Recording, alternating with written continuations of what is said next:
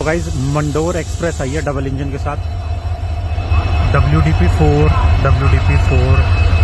दूसरा वाला मेरे को पता नहीं कि एक्टिवेटेड है कि नहीं है, बट यस 2 इंजन के साथ आई है। और देखो टर्बो की साउंड, और ज़्यादा देर तो नहीं रुकेगी। गाइज सिग्नल डाउन हो गया, एक सेक्शन येलो मिला, सिंगल येलो। और ये ड्राइवर ने डी ड्राइव पे डाली, टर्बो ऑन हुए, खिंच गई गाड़ी।